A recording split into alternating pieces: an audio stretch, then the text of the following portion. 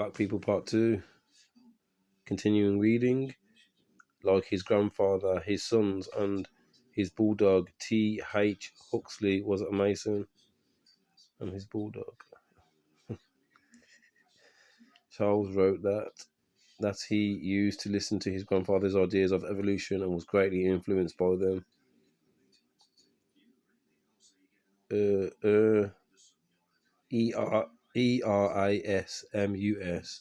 was the first man to put forward the notion of evolution in England.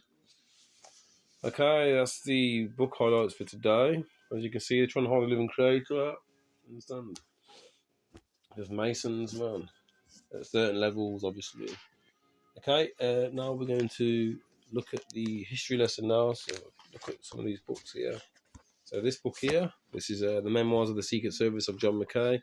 He was a spy who went to spy on the Jacobites. Today we're looking at Sir Stafford Fairborn, Vice Admiral, is the son of Sir Palms Fairborn, who was governor of Tangier, where this gentleman was born. He has his education from a boy at sea.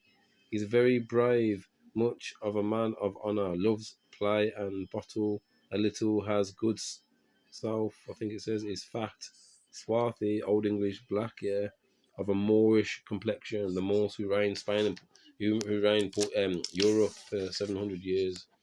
So I just wanted to show you someone fair that he was spying as well. So Sir Tom Hopton, Rear Admiral, the spy describes him as fair complexion.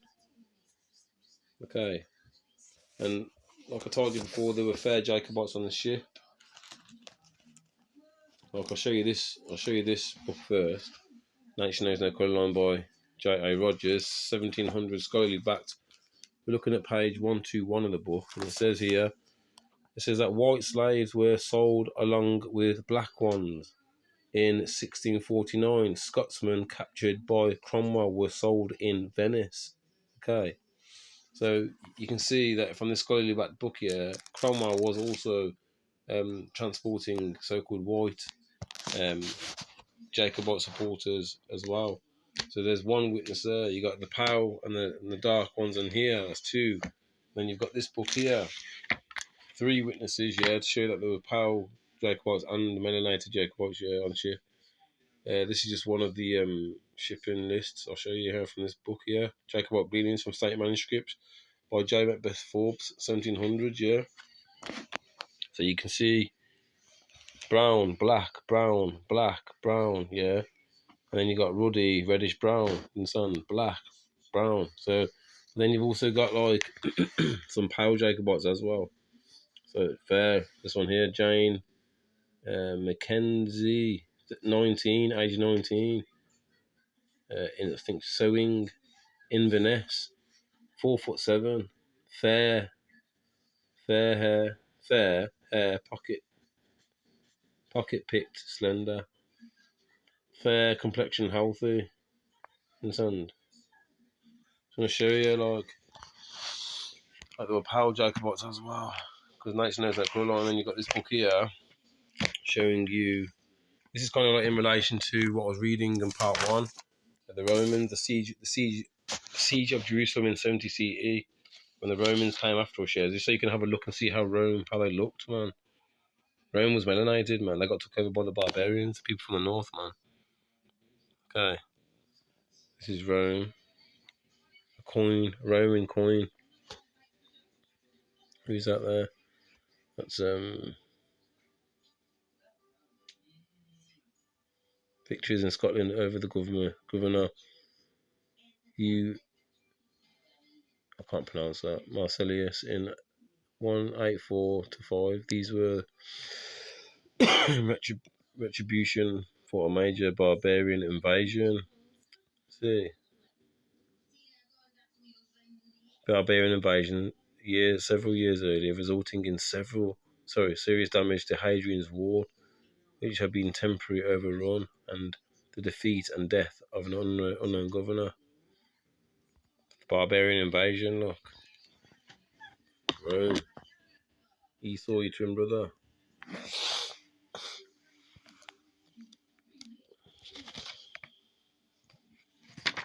Rome. Rome is melanated, man.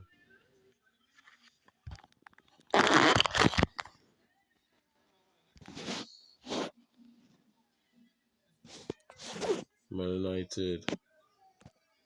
Rome took us over first, man. They brought us to the New Testament, man.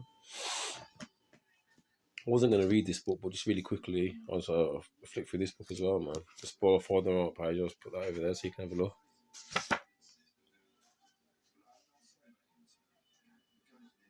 So you got I want to show you like when it shows you that they were fighting, that they were dealing with the barbarians had slaves and that. So there you go. So from this book here, the everyday life of the barbarians, the Goth, the Franks, and the Vandals by Malcolm Todd. We're on page 32. So it said the conditions of servitude for German slaves were very different from those in the Roman Empire. Slaves had their own homes, separate from their masters. Rome was overthrown by the Slavs, and they had their own homes, separate from their masters. They were obliged to pay to their masters at intervals quantities of grain, cloth, or head of cattle. In this respect, the German slave was like the Roman tenant farmer, except that he was not free.